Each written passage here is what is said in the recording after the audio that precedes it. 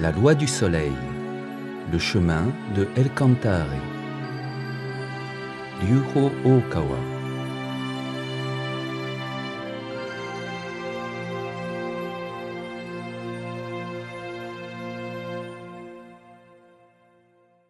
Chapitre 1. Le lever du soleil. 1. Le soleil de la vérité.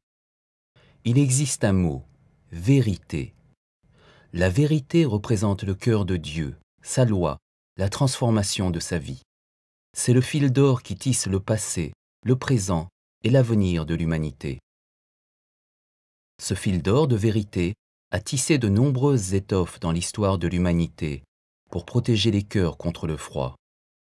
On en trouve la trace dans les enseignements de Siddhartha Gautama en Inde, dans ceux de Confucius en Chine et dans le message d'amour de Jésus de Nazareth.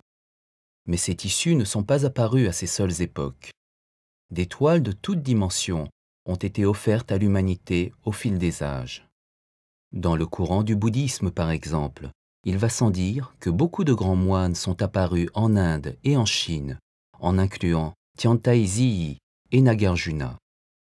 Le renouveau du bouddhisme au Japon pendant la période de Heian, sous l'impulsion de Kukai et d'autres, puis à nouveau pendant la période de Kamakura, sous l'influence de Honen, Shinran, Eisai, Dogen, Myoe, Nichiren et Ippen, représenta à son tour une trame de vérité. Il en est de même de l'organisation en école véritable de la terre pure par Rennyo lors de la période Muromachi. Ainsi, Dieu enveloppe les âmes de vêtements chauds aux multiples couleurs, afin de les protéger de la conception nihiliste et matérialiste qui fait croire que la vie se limite à ce bas monde. Dieu est le bienfaiteur suprême qui continue à faire briller le soleil de la vérité, offrant sans cesse chaleur, lumière et énergie aux cœurs humains. Depuis toujours, oui, depuis toujours brille le soleil dans le grand ciel. Il y eut certes des époques où le soleil de la vérité semblait s'estomper jusqu'à disparaître tandis que des nuages arrêtaient ses rayons. Les hommes se trouvaient alors trempés par la pluie et effrayés par le vent glacial. Au-dessus du vaste océan des nuages, le soleil de la vérité, bien présent, continuait cependant d'émettre sa lumière dorée. Même si le chaos et la confusion peuvent sembler dominer les cœurs terriens, et la lumière du soleil disparaître totalement, un de ses rayons dorés finit inéluctablement par percer les nuages épais.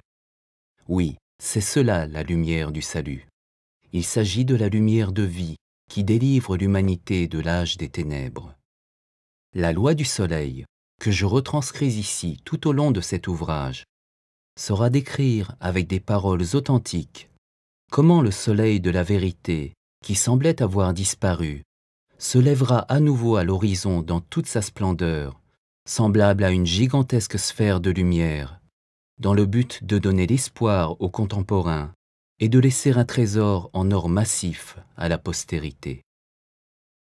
Lorsqu'il se lèvera, le monde entier verra une grande lumière irradiée à partir d'un point du globe, le Japon. Beaucoup assisteront à ce nouveau lever du jour. Le monde désire ardemment la lumière. La transmission de la vérité est ainsi une exigence urgente de l'époque pour détruire entièrement la sombre citadelle de l'illusion, laborieusement construite au fil des temps. La loi du soleil est à présent livrée pour que l'importance de ce travail missionnaire soit comprise et partagée avec le plus grand nombre de personnes. J'écris chacun de ces mots en y confiant mon vœu le plus sincère de sauver le monde. J'écris ces mots en espérant qu'ils se transforment en paroles de vie et de lumière chéries par nos concitoyens de la terre.